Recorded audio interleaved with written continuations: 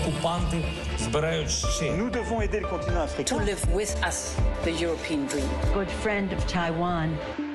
Vous écoutez Europe 1 Matin et à 6h54, Lionel, on fait le tour de l'actualité à l'étranger pour la revue de presse internationale. Et d'abord direction le Maroc où l'on retrouve Alexandre Blanc. Bonjour Alexandre. Bonjour. C'est la sécheresse qui inquiète les autorités chez vous. C'est le gouvernement qui tire la sonnette d'alarme sur la situation hydrique. Le quotidien L'Opinion résume l'ampleur du problème avec ce titre: le Maroc a soif. Le ministre de l'eau l'a dit au Parlement, le pays vit un moment critique. S'il ne pleut pas dans les 3 prochains mois, nous nous acheminerons vers une 5e année de sécheresse, rapporte tel quel l'hebdomadaire, qui rappelle qu'au trimestre dernier, les barrages n'ont reçu que 500 millions de mètres cubes d'eau, 3 fois moins qu'il y a un an.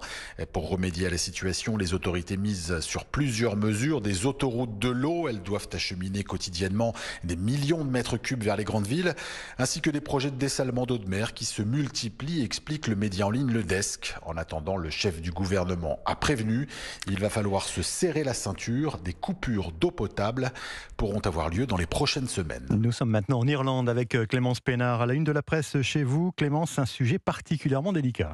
Eh bien, une polémique autour de Diana. La princesse de Galles semblait croire que l'Irlande du Nord faisait partie de la République d'Irlande, selon des archives, rapporte The Irish Times.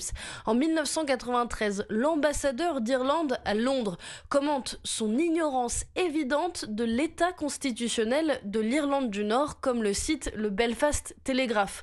Après une conversation avec Diana, encore mariée au prince Charles, ce sont les mots qu'il choisit dans une note adressée à la présidente de l'époque, Mary Robinson. Robinson, qui se préparait à rencontrer la reine Elisabeth II lors d'une visite historique à Londres, détaille The Independent. Ce fut en effet la première d'un président irlandais en exercice. Merci Clémence Pénard, merci à tous nos correspondants européens à l'étranger.